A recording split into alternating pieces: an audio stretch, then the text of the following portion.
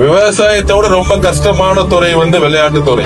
ஒரு விளையாட்டை சீரியஸா பார்க்க தெரிஞ்ச நமக்கு இந்த விவசாயத்தை விளையாட்டா கூட பார்க்க தெரியலன்னு சொல்றான். ஒரு நாட்டுல ஒரு விவசாயி தோத்துட்டா அந்த விவசாயிக்கு மட்டும் அவமானம் இல்லை, பசின்னு சாப்பிடுற ஒவ்வொருத்தருக்குமே அவமானம் தான். கண்ணுங்களா, நீங்க இன்ஜினியரிங் படிங்க, டாக்டருக்கு படிங்க, வக்கீலுக்கு படிங்க, ஏன் அரசியல் கூட பண்ணுங்க, ஆனா விவசாயமும் பண்ணுங்க. என்னை பொறுத்த வரைக்கும் அடுத்த ஒலிம்பிக்ஸ்ல எத்தனை மெடல் வாங்க போறோங்கிறத விட அடுத்த தலைமுறையில எத்தனை பேர் விவசாயம். மனுஷனுக்கு பசி இருக்கிற வரைக்கும் விவசாயம் அழியாது. ஏழைங்க கையில் இருக்கிற விவசாயம் நாளைக்கு கார்பரேட் கம்பெனிக்கு மாறும். அன்னைக்கு அரிசி விலை தங்கத்தை விட அதிகமாகும்.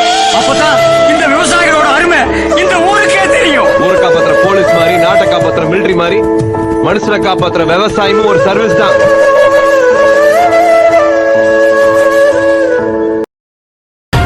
இருங்கள், விவசாயத்தை காப்பாற்றுங்கள். இல்லை, இங்க இருக்கக்கூடிய அம்மா அப்பாக்கள் பிஇ படிச்ச அந்த பிள்ளைங்க, இங்க இருக்கக்கூடிய பொம்பளை பிள்ளைங்களாம் விவசாயத்தை கல்யாணம் பண்ணிக்கிறேன்னு சொல்லுங்க.